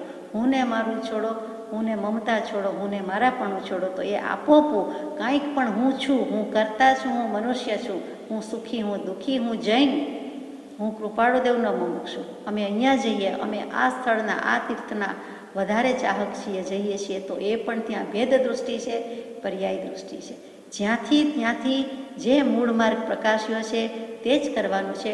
તો એમ પણ થાય કે શાસ્ત્રોમાં વાંચ્યું હોય કે દેહને આત્મા ભિન્ન છે, તો તેથી આપણને લક્ષ ન થઈ જાય? એમ થતો નથી.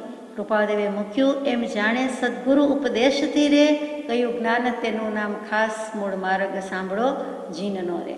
દેહને આત્મા જુદા છે એવું તો એ પણ લખ્યા, એ પણ બધે કહે છે કે છે દેહાદિથી ભિન્ન આત્મા રે, ઉપયોગી સદા અવિનાશ. ત્યાં ઉપયોગી લખ્યું. ઉપયોગી એટલે ઉપયોગવંત, યુઝફુલનેસ એમ નથી કહેવું, પણ આત્માનું લક્ષણ જે છે તે તો ઉપયોગી છે એમ બધા કહે છે, પણ ઉપયોગી છે એમ કહે છે. પણ જ્યારે સદગુરુએ કહ્યું કે દેહને આત્મા જુદા, ત્યારે આત્માનો ઉપયોગ આત્મામાં રહ્યો અથવા તો થયો અથવા લઈ જઈ શક્યા તો કહેવાય. એટલે કે સદગુરુના જ્ઞાનની બલિહારી છે, એની કૃપાની બલિહારી છે.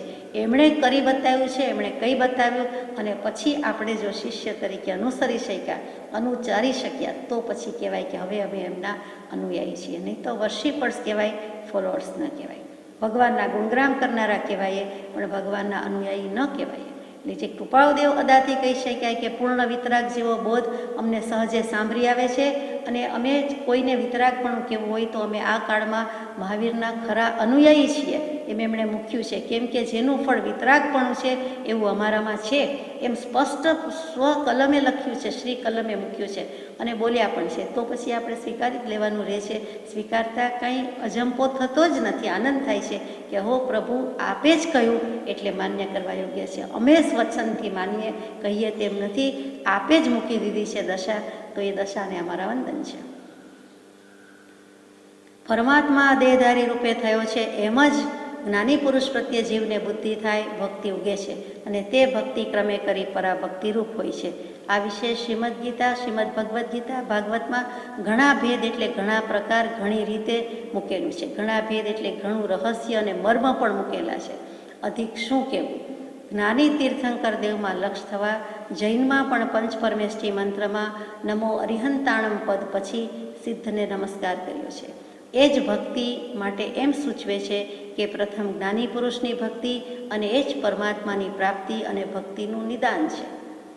નમો અરિહંતાણમ નમો સિદ્ધાણમ નવકાર મંત્રમાં પ્રથમ દશા વધારે હોવા છતાં સિદ્ધ ભગવંતને મૂકવાની બદલે સૌથી વધારે માર્ક્સ તેમને મળે, સૌથી વધારે ગુણ, જ્ઞાન જે કાંઈ કયો તે. કેમ કે જે 4 અઘાતી કર્મ છે એનો ક્ષય કરવાનો અરિહંતને બાકી છે, સિદ્ધને બાકી નથી. એટલે એને માર્ક્સ મળે છે, એમને જ ટકાવારી મળે, એમના જ ગુણ વિશેષ છે, તો પણ એવા અનાદિ નિધન નવકાર મંત્રમાં પણ પહેલાં નમસ્કાર અરિહંતને છે, પછી સિદ્ધને છે. પેલા સદેહી સહયોગી વિચરતા અરિહંત પ્રભુને, કેવલજ્ઞાની પ્રભુને છે. કેમ કે કેવલી પ્રરૂપિત તત્વ કે ધર્મ આવે ક્યાંથી? કંઈ સિદ્ધ પરમાત્મા ઉપરથી કહેવા આવતા નથી, સિદ્ધાલયમાં ગયા પછી કહેવા આવતા નથી. એ તો સહયોગી જીન છે તે જ કહે છે. તે 13મા ગુણસ્થાનકે વર્તા કેવલજ્ઞાની પ્રભુની વાત છે. એ અરિહંત સદેહે વિચરમાન છે, પ્રત્યક્ષ દેહે વિરાજમાન છે, અને તે કહે છે ત્યારે તેને આપણે સ્થાન આપ્યું છે. એટલે કે પ્રથમ નમો ગુરુરાજને, જેણે આપ્યું જ્ઞાન, જ્ઞાને વીરને ઓળખ્યા, ટળ્યું દેહ અભિમાન. એટલા માટે આપણે પ્રીતમ સ્વામીએ પદ લખ્યું છે, એના જ અનુસંધાનમાં છે કે પહેલાં ગુરુરાજને બલિહારી છે કે ગુરુ ગોવિંદોનું ખડે કિસકો લાગુ પાય, બલિહારી ગુરુદેવ કી ગોવિંદીઓ બતાય. ગુરુ મેલી પ્રભુ ભજે, મીટે ન ગર્ભાવાસ, દરખત સે ફલ ગીર ગળા, બુઝી ન મન કી પ્યાસ. એમ થઈ કરવા જાય તો થતું નથી. સદગુરુ તત્વનો જ મહિમા છે, એ નકારી શકાય તેમ નથી. નકારનારને નકારે તો નકારનારનો અનુભવ ક્યાંથી થાય? એ ભક્તિથી શું થાય છે તો કે પહેલી જ્ઞાની પુરુષની ભક્તિ, અને એ જ પરમાત્માની પ્રાપ્તિ અને ભક્તિનું નિદાન. એટલે અહીંયા કારણ આપણે ડૉક્ટર્સને કહેતા હોઈએ છીએ, વૈદરાજને કહીએ છીએ કે નિદાન શું થયું, ડાયગ્નોસિસ શું કહે છે, તો એ નિદાન એટલે મૂળ કારણ શું છે. અને એ લગભગ અત્યારે ડૉક્ટર શોધી શકતા નથી. એટલા માટે એના ઉપાય પણ મૂળ સુધી લઈ જતા નથી, નિવારણ પણ એવા થઈ શકતા નથી. અહીંયા તો સદગુરુ વૈદ્ય સુજાણ છે. એટલે પરમાત્માની પ્રાપ્તિ ભક્તિ જોઈતી હોય તો એ મુખ્ય કારણ છે, નિમિત્ત કારણ છે. સદગુરુ આજ્ઞા જીન દશા નિમિત્ત કારણમાં, એ ચોખ્ખું કહી દીધું છે. બીજું એક પ્રશ્ન, એકથી અધિક વાર આપે એમ લખ્યું હતું કે વ્યવહારમાં વેપાર આદિ વિશે આ વર્ષ જેવું જોઈએ તેવું લાભરૂપ લાગતું નથી અને કઠણાઈ રહ્યા કરે છે. સૌભાગભાઈની વ્યવહારિક વાત આવી, જેનો કૃપાળુદેવે આ પત્રમાં કંઈક જવાબ આપવાની કૃપા કરી, કંઈક 2 લીટી પણ અહીંયા ચખે ચડાવી છે, પાલે ચડાવી છે. તો કઠણાઈ એની છે, દુઃખ તમને એની લાગે છે, મુશ્કેલી કે આફત એની લાગે છે. તો કૃપાળુદેવ લખે છે કે પરમાત્માની ભક્તિ જ જેને પ્રિય છે એવા પુરુષને એવી કઠણાઈ ન હોય તો પછી ખરા પરમાત્માની તેને ભક્તિ જ નથી એમ સમજવું. જેને ભક્તિ જ વાલી છે એવા પુરુષને તો કઠણાઈ હોય જ. સૌભાગભાઈ કંઈક આવું લખે છે કે ભગત ભૂખે મરે, જગત મોજ કરે, હાંસી માણે. એવું એક પદ છે કે ભગત ભૂખે મરે ને જગત હાંસી કરે છે. તો તમારે તો અમારું કાંઈ કરવું નથી, તો અમારી કઠણાઈ. તો કૃપાળુદેવ લખે છે કે એને ન હોય તો નવાય, હોવી જ જોઈએ ને, દુઃખ હોય જ ને. જે ભક્તિ કરે છે, ભક્ત છે, એ જગતથી જુદો પડ્યો તે ભગત, તો એને જગતનું દુઃખ તો હોવાનું જ ને. એ ભગત થયો, એની નાત જુદી થઈ. તો પેલું જગત અને પોતે ભગત, તો બંને જુદા છે, બંને એકમેકને ગાંડા ગણે, બંને પોતપોતાનામાં તલ્લીન છે. એ પણ બ્રહ્મચારીજીએ પ્રજ્ઞાબોધમાં સુંદર મૂક્યું છે. તો એ જ વસ્તુ અહીં કહી છે કે એ કઠણાઈ તો હોય, એમાં નવાઈ નથી. અથવા તો ચાઈને પરમાત્માની ઈચ્છારૂપ માયાએ તેવી કઠણાઈ મોકલવાનું કાર્ય વિસ્મરણ કર્યું છે. અથવા તો પરમાત્માની ઈચ્છા અથવા તો આજ્ઞા એવી છે કે તમને આ ઉપાધિ હજો, તમને આ સંકટ હજો, આફત હજો. જનક વિદેહી અને મહાત્મા કૃષ્ણ વિશે માયાનું વિસ્મરણ થયું લાગે છે, તથાપિ તેમ નથી. જનક વિદેહી અને કૃષ્ણ પરમાત્માને કંઈ દુઃખી નહોતા એમ કહે છે, એટલે માયાનું વિસ્મરણ થયું લાગે છે, પણ તેમ નથી. જનક વિદેહીની કઠણાઈ વિશે કંઈ અત્ર કહેવું જોગ નથી, કારણ કે તે અપ્રગટ કઠણાઈ છે. અને મહાત્મા કૃષ્ણની સંકટરૂપ કઠણાઈ પ્રગટ જ છે. તેમ અષ્ટમહાસિદ્ધિ અને નવનિધિ પણ પ્રસિદ્ધ જ છે. તો પણ કઠણાઈ તો ઘટારત જ હતી. પહેલાં આટલું વિચારીએ કે જનક વિદેહી જે હમણાં વાત આવી ગઈ છે તે, અને મહાત્મા કૃષ્ણ, બંને કેવા દૃષ્ટાંત લીધા છે એ જોવાનું છે કે ઈચ્છા પ્રારબ્ધ, અનિચ્છા પ્રારબ્ધ અને પરેચ્છા પ્રારબ્ધ. અને કૃપાળુદેવ પોતે એમ આવી ગયા. તો જનક વિદેહીને શું દુઃખ હતું? તો કે દુઃખ તો કહેવાય જ ને, દેહ છતાં દેહાતીત દશા છે, અસંગ દશા છે, અસંગ ઉપયોગ રાખવાનો છે. છતાં રાજપાટ ભોગવી રહ્યા છે. રાજકાજના બધા જ રાજ દરબારમાં દરેક વિષયને, દરેક વ્યક્તિને ન્યાય આપવાનો છે અને રાજ કરવાનું છે, પ્રજાનું પાલન પોષણ કરવાનું છે. તો એ કઠણાઈ નથી. એક બાજુથી પોતાનો આત્મા ભગવાનને જ ભજે છે કે તદ્દન આત્મ ઉપયોગમાં જ વૃત્તિ રહે છે, અસંગતાને ભજવું છે, અને બીજી બાજુથી આ બધા કામકાજમાં મન પરોવવાનું છે, અથવા મન પરોવતા હોય એવો રોલ ભજવવાનો છે. ડબલ રોલમાં કામકાજ છે, દેખાવ એવો કરવાનો છે. પોતે ન્યારા છે, નિરાળા છે, અસંગ છે, છતાં પણ આને પોતે ન્યાય આપ્યો, અને હા પાડી અને ના પાડી, અને કામ સોંપ્યું, અને રાજી કરી અને નારાજગી કરી, એ જે બધો રોલ છે તે કેવું છે? તો કે બંને રોલ એક જણના હોવાથી અને એકી સાથે હોવાથી ઘણું અઘરું છે. રાજ ચલાવવું ને ભક્તિ કરવી બે જુદી જ વાત છે. અને તેમ છતાં કરી શક્યા છે. વળી અજંપો નથી રાખ્યો કે હું આ ક્યારે ત્યાગ કરું, મને શોખ વર્તે છે, મને ખેદ વર્તે છે, એમ જરાય નથી. જે ઉદય છે તે ઉદય પ્રમાણે રહીએ છીએ. વિચરવું ઉદયાધીન પણ મિત લોભ જો, અને વિચરે ઉદય પ્રયોગ આપણા કૃપાળુદેવ પણ તેમ જ છે.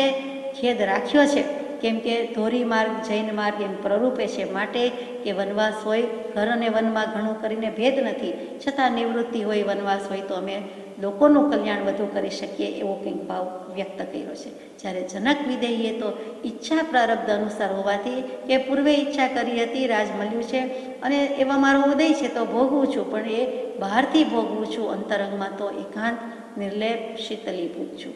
બાહ્ય ભાવે જગતમાં જેમ વર્તવું પડે છે તેમ વર્તે છે, પણ એ કઠણાઈ છે, અને અપ્રગટ કઠણાઈ છે. દેખીતું રાખતું નથી કે જનક રાજા રાજ કરે છે, એમાં એમને શું દુઃખ છે, એટલે આપણને ખબર પડતી નથી. પણ બંને કરવું અઘરું છે. પછી મહાત્મા કૃષ્ણને લીધા કે એની સંકટરૂપ કઠણાઈ તો પ્રગટ જ છે. કૃષ્ણ ભગવાનને શું દુઃખ હતા? આમ તો જલસા જ હતા, ટેસ જ હતા, ટેસડા જ કર્યા છે. તો કેમ નથી? શ્રી કૃષ્ણ પરમાત્માનો જન્મ કેવી રીતે થયો?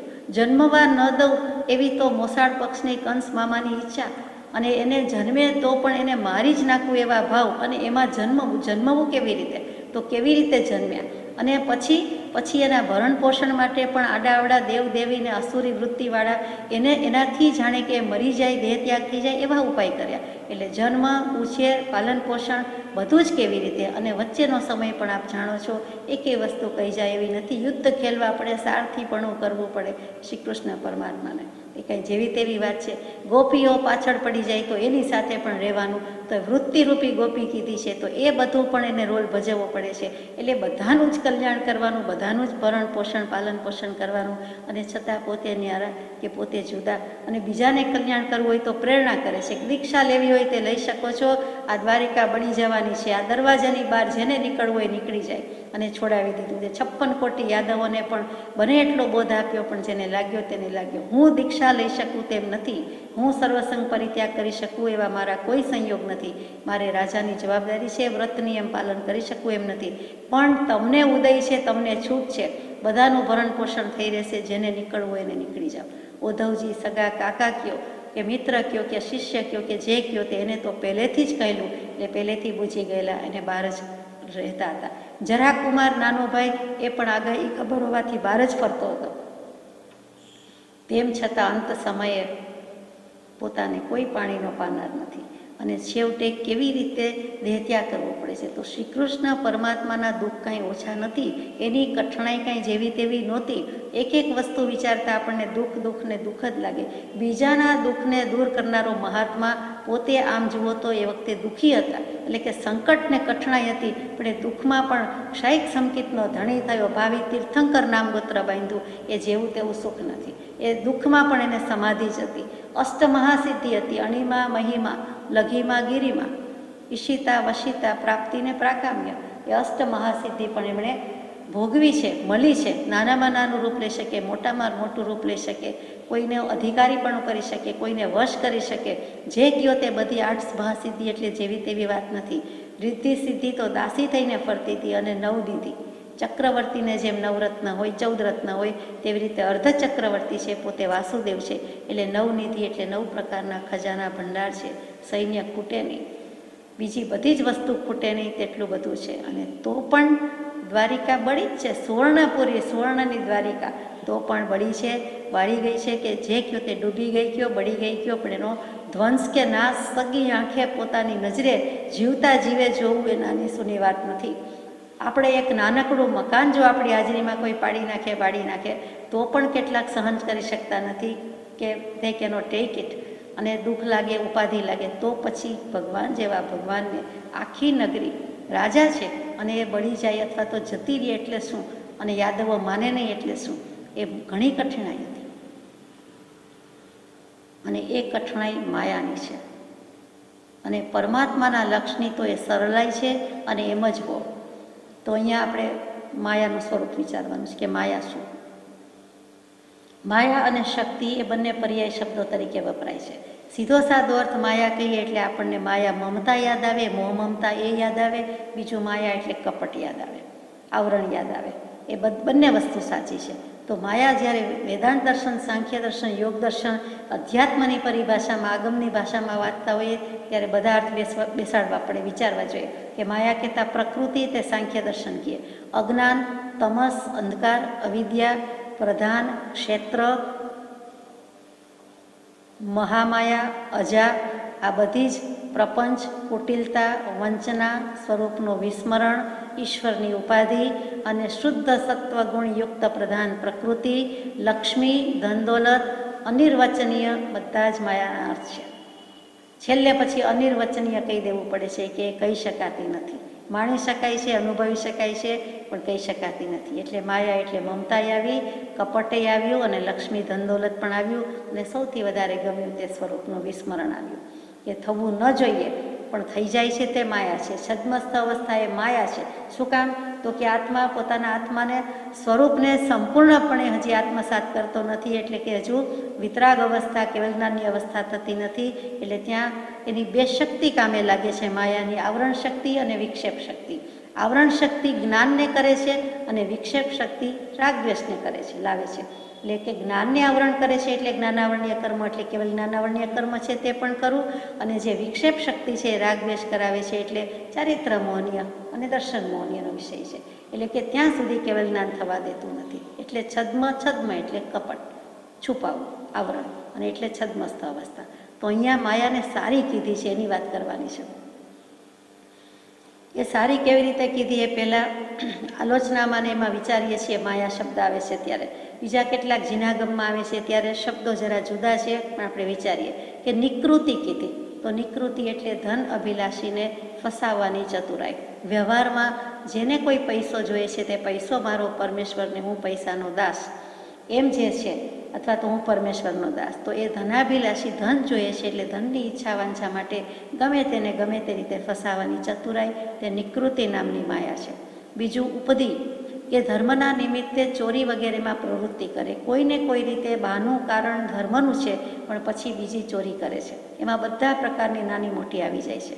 ત્રીજું સાતી પ્રયોગ, એટલે કે ધન સંબંધી અસદ ભાષણ કરે, ભાગ પડાવી લેવો, થાપણ ઓળવી લેવીથી માંડીને જે કાંઈ બીજી બધી માયા મિથ્યા મમતા કરે છે તે.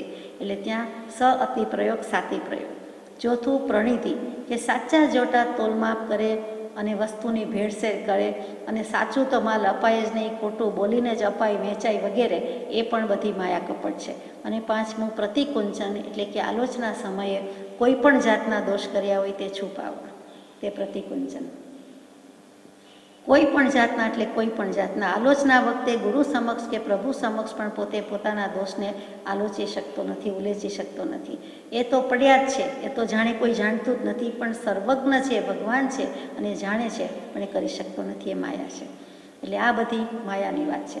હવે અહીંયા મુખ્ય જે કહેવું છે કૃપાળદેવનું વચન, કે પરમાત્માના લક્ષની તો એ સરલાઈ છે અને એમ જ હો. એ કઠણાઈ માયાની છે, બરોબર, પણ પરમાત્માના લક્ષની એ સરલાઈ છે અને એમ જ સરળતા છે. એ શું?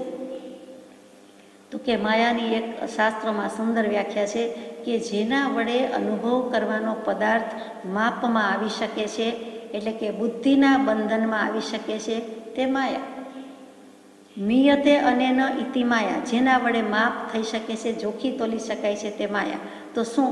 તો કે જેના વડે અનુભવ કરવાનો પદાર્થ આવી શકે છે. શેમાં આવી શકે છે? માપમાં આવી શકે છે. એટલે આપણી ભાષામાં બુદ્ધિના બંધનમાં જે પદાર્થ આવી શકે છે તે માયા. એટલે કે ત્યાં આપણે બુદ્ધિબેનને પણ સાથે લઈએ છીએ એ માયામાં. એટલે શ્રદ્ધા, ભક્તિ, વિશ્વાસ બધું એક બાજુ રહી જાય છે અને એ માયા આપણને હેરાન કરે છે. પણ તે જ માયા પરમાત્માના પ્રત્યક્ષ સ્વરૂપ પ્રત્યે પ્રીતિ કરાવે છે, સ્વસ્વરૂપ પ્રત્યે ગતિ કરાવે છે, પ્રીતિ કરાવે છે. અહીંયા ગતિ શબ્દ છે શ્લોકમાં. એટલે સ્વસ્વરૂપ પ્રત્યે ગતિ કરાવતું હોવાથી તે માયા પરમાત્માના લક્ષની સરળાઈ છે, કે પરમાત્મા પ્રત્યે લઈ જાય છે, રસ્તે પાડે છે આપણને. એટલે એવી માયા તો હજો કે જેથી કરીને આપણે બુદ્ધિના બંધનમાં આવી શકીએ છીએ તેવી છે, અને પછી બુદ્ધિને પણ વસીરાવી દઈએ છીએ. આત્મબુદ્ધિ કરવામાં એ ગતિ કરાવી શકે છે, પ્રગતિ કરાવી શકે છે, કે જેના વડે અનુભવ કરવાનો પદાર્થ માપમાં આવી શકે છે, તેનું નામ માયા. એટલે કૃપાળુદેવે આ એક વચનમાં સિદ્ધાંત મૂકી દીધો છે, બહુ વિચારવા જેવી વાત છે. બીજી રીતે કહીએ જીનાગમથી કે ઉત્પાદ વ્યય દ્રવ્ય યુક્તમ સત, તો ઉત્પાદ વ્યય અને દ્રવ્ય એ જીવની માયા છે, આત્મતત્વની એ માયા છે. વિચારજો, આપણે કોઈ વખત વિચારશું. અહીંયા તો આ પરાભક્તિની વાત હતી, અને પછી આ માયાની વાત છે. પછી 3 જગ્યા ખાલી મૂકી છે, ચોકડી છે. રાજાએ વિકટ તપ કરી પરમાત્માનું આરાધન કર્યું, અને તે દેહધારી રૂપે પરમાત્માએ તેને દર્શન આપ્યું અને વર માગવા કહ્યું. ત્યારે તે રાજાએ માગ્યું કે હે ભગવાન, આવી જે રાજ્યલક્ષ્મી મને આપી છે તે ઠીક જ નથી. તારો પરમ અનુગ્રહ મારા ઉપર હોય તો પંચ વિષયના સાધનરૂપ એ રાજ્યલક્ષ્મીનું ફરીથી મને સ્વપ્નું પણ ન હો એ વર આપ. અને પરમાત્મા દીન થઈ જઈ તથાસ્તુ કહી સ્વધામ ગત થયા. હવે અહીંયા ઋભુ રાજાની વાત આવી. આ રાજાનું નામ ઋભુ છે, અહીંયા મૂક્યું નથી કે ઋભુ રાજાએ વિકટ તપ કર્યું છે. એ કેવી રીતે છે?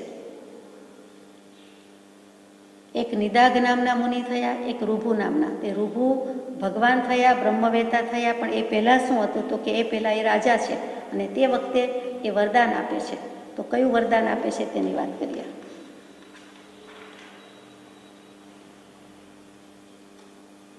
અન્નપૂર્ણા નામનું એક ઉપનિષદ, પેલું તેજોબિંદુ ઉપનિષદમાં નિદાગ અને ઋભુની વાત હતી. એ જ ઋભુ અને નિદાગ છે, તેની તેજોબિંદુ નામનું ઉપનિષદ છે. પછી અન્નપૂર્ણા ઉપનિષદમાં તો 13 જ શ્લોક છે, પછી વિસ્તારથી મૂક્યા છે. એનો પહેલો અધ્યાય, એમાં નિદાગ નામના યોગીન્દ્ર કહે છે કે હે ઋભુ રાજા, હે ઋભુ પ્રભુ, ત્યારે કે તમે તો શ્રેષ્ઠ છો, શ્રેષ્ઠ બ્રહ્મવેતા છો. હું આપને દંડવત પ્રણામ કરું છું. મારા પ્રણામનો સ્વીકાર કરો, મારી વિનંતીનો સ્વીકાર કરો. મારી વિનંતી એમ છે કે મને આત્મતત્વનો ઉપદેશ કરો. તો ઋભુ રાજા પણ લાંબુ કયા વિના કહે છે કે મને મારા પિતાએ અન્નપૂર્ણા નામનો એક મંત્ર આપ્યો હતો. લાંબો મંત્ર છે, એક વાક્યનો, અને એનું મેં અનુષ્ઠાન કર્યું હતું. એ મંત્ર અનુષ્ઠાનથી મેં કેટલોક વખત સેવન કર્યું, ભક્તિ કરી વગેરે. અને થોડા સમય બાદ અન્નપૂર્ણા પ્રગટ થયા, અને અન્નપૂર્ણા દેવીએ મને વરદાન માગવાનું કહ્યું કે માગ માગ ઋભુ, હું પ્રસન્ન છું. આત્મતત્વ મનસી મેં પ્રાદુર્ભવતું પાર્વતી પાર્વતી. ત્યારે આ ઋભુ પ્રભુ છે તે શું માગી લે છે કે આત્મતત્વ મનસી મેં, મારા મનમાં આત્મતત્વ સિવાય કાંઈ જોઈતું નથી. પ્રાદુર્ભવતું, મને એ જ પ્રાપ્ત થજો, એ જ પ્રાપ્ત થજો, હે પાર્વતી. એટલે ત્યાં પાર્વતીજીને સંબોધન છે. અન્નપૂર્ણાનું બીજું નામ તે પાર્વતીજી છે. એટલે કે છે મને જો આપને આપવું જ હોય તો મને આત્મતત્વનો ઉપદેશ કરો, મને બીજું કાંઈ જોઈતું નથી. માગનાર પણ કેવા છે? શું કામ? તો કે રાજા તો છે, તો કે વર માગવા કહ્યું ત્યારે કહે છે કે હવે જે મને આ રાજ્યલક્ષ્મી આપી છે, મારો ઉદય છે, એ ઠીક છે જ નહીં, મને ઘટતું જ નથી. તારો પરમ અનુગ્રહ મારા ઉપર હોય, જો પરમ કૃપા કરતા હોય તો મને 5 ઇન્દ્રિયના વિષયરૂપી સાધન આવી રાજ્યલક્ષ્મીનું સ્વપ્ન પણ ન હજો. હવે ફરી કદી ન હજો, શું અત્યારે પણ સ્વપ્નમાંય ન હજો, એવું વરદાન આપ. એટલે કે મને આત્મતત્વનો ઉપદેશ આપો. મારે આ 3 કાળમાં 3 લોકમાં કોઈ રાજ્યલક્ષ્મી વગેરે જોઈતું નથી. અને પરમાત્મા દીન થઈ જઈ તથાસ્તુ કહી અને પધાર્યા. એટલે એ તો પધાર્યા અને પોતે આટલું જ માંગ્યું. હવે કૃપાળુદેવ કહે છે કે કહેવાનો આશય એવો છે કે એમ જ યોગ્ય છે, એમ જ શોભે. વરદાન તો માગવાનું કે, એટલે કંઈ આપણે શું માગવાનું હોય? આત્મા જ માગવાનો છે, આત્માથી સૌ હીન. અને આપણે તો એથી આગળ કહીએ કે અમે તો કાંઈ માગીએ નહીં, કે ભગવાનના જ્ઞાનમાં જ હોય, જેવી આપણી યોગ્યતા તેવું આપવાના જ છે. તો મગાતું હશે એમને જે ઠીક લાગે તે. એટલે આપને યોગ્ય હોય તે, આપને જે ઠીક લાગે તે એમ કહીએ તો પણ આપણું દોડડા પણ તે સ્વચ્છંદ લાગે. એટલે વિનય કરવા જતાં પણ અવિનય થઈ જાય. માટે એમના મનમાં જ્ઞાનમાં સૂઝબૂઝ બધું છે, તે પ્રમાણે તેઓ શ્રી આપણને કહેવાના છે, આપવાના છે, બતાવવાના જ છે. કઠણાઈ અને સરળાઈ, શાતા અને અશાતા એ ભગવત ભક્તને સરખા જ છે. અને વળી કઠણાઈ અને અશાતા તો વિશેષ અનુકૂળ છે કે જ્યાં માયાનો પ્રતિબંધ દર્શનરૂપ નથી. આ કઠિનતા અને અકઠિનતા, શાતા અશાતા તો સારા છે જ નહીં, જે છે તે છે. પણ તેમ છતાં એની કલ્પના ખરાબ છે અને માનો કે પસંદગી કરવાની હોય તો અશાતા અને કઠણાઈ વિશેષ અનુકૂળ છે કે જ્યાં માયાનો પ્રતિબંધ દર્શનરૂપ નથી, એટલે કે માયાનો પ્રતિબંધ દેખાતો નથી, હોઈ શકતો નથી, સંભવતો નથી. કઠણાઈ ને દુઃખ હોય એટલે ત્યાં આપણને મોહ કરવાનું તો આવે નહીં, એમાં માયા કરવાનું તો ગમે નહીં. કઠણાઈ દુઃખ કોને ગમે છે? એટલે ના જ પાડવાના છે, એટલે ત્યાં માયા આવવાની નથી. એટલે આપણને કઠણાઈ કે અશાતા હોય તો આપણે સારી રીતે કરી શકીએ. આ સારી રીતે કરી શકીએ એટલે કુંતી માતાનો દૃષ્ટાંત યાદ આવે કે એમણે શ્રીમદ ભાગવતમાં કુંતીની સ્તુતિ બહુ જાણીતી છે, આપ જાણો છો. એ ભાગવતમાં યુદ્ધ પૂરું થયું એમ બતાવે છે, પછીની વાત છે. શ્રી કૃષ્ણજી વિદાય લે છે કે હવે હું જાઉં, બધું પતી ગયું. પાંડવો કૌરવોએ લડી લીધા, જેના નિશ્ચેતન દેહ થવાના હતા એ થયા, અને હવે આખું કાર્ય, યજ્ઞ કાર્ય કયો કે યુદ્ધ કાર્ય કયો પૂરું થયું અને હું વિદાય લઉં. શ્રી કૃષ્ણની વિદાય કુંતી માતા કરી શકતા નથી, એટલે તે વખતે ગડગડા થઈ જાય છે, શબ્દો પાછા પડે છે. તેમ છતાં આર્દ્ર સ્વરે જે કહે છે તે કે હે હરિ, શ્રી કૃષ્ણ પરમાત્માને જુદા જુદા વિશેષણથી સંબોધન છે. 10-20 શ્લોક બહુ જ મજાના છે. ને તેમાં કહે છે હે હરિ, વિષથી, લાક્ષાગૃહથી, અગ્નિજ્વાળાઓથી, હિડિંબ વગેરે રાક્ષસોથી, કપટભરી દ્યુતસભાથી, વનવાસ સમયે અનેક પ્રકારની વિપત્તિઓથી, યુદ્ધભૂમિમાં અનેક મહારથીઓના શસ્ત્ર અસ્ત્રોથી અને છેવટે અશ્વત્થામાના બ્રહ્માસ્ત્રથી તમે અમારા વંશની રક્ષા કરી છે. ઉત્તરાનો ગર્ભ પણ બચાવ્યો છે. વિપદઃ સંતુ નઃ શશ્વત તત્ર તત્ર જગદ્ગુરો ભવતો દર્શનમ યસ્તિ અપુનર્ભવ દર્શનમ. હવે અમારે અપુનર્ભવ જોઈએ છે. કેવી રીતે? હે જગદગુરુ, વારંવાર અમારા પર વિપત્તિઓની વર્ષા થતી રહી છે, જેથી તમારા દર્શન અમને થતા રહે. હજુ પણ હું વિપત્તિ જ માગું છું, સંકટ જ માગું છું. હે જગન્નાથ, જે દર્શન પામ્યા પછી ફરીથી જન્મવું પડતું નથી, તે દર્શન અમને વિપત્તિઓમાં જ થતા રહે છે. કૃષ્ણની વિદાય વસમી છે. બધાની વિદાય બધા જ સ્વજનોને વસમી જ લાગતી હોય છે, તો એમાં શ્રી કૃષ્ણ પરમાત્મા જેવા પરમાત્માની વિદાય કોઈથી સાંખી જતી નથી.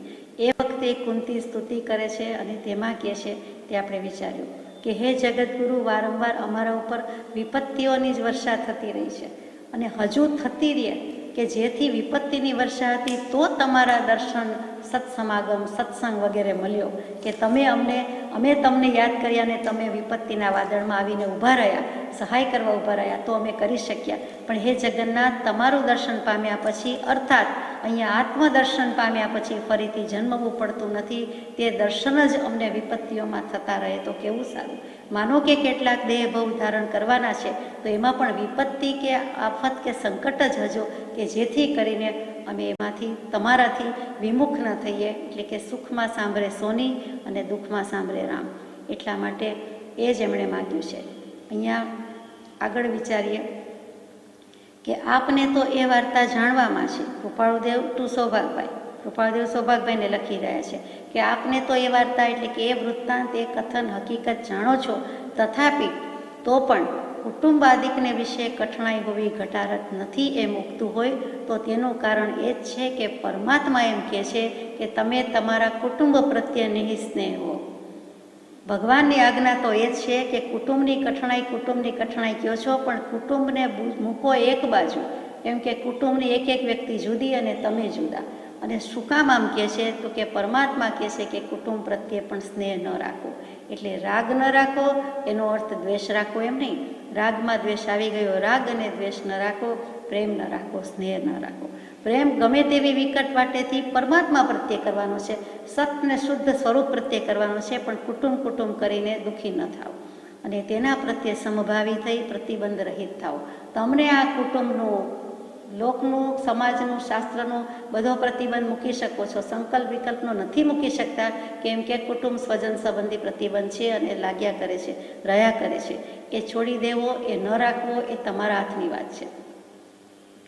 પ્રારબ્ધ યોગને લીધે એમ મનાય છે.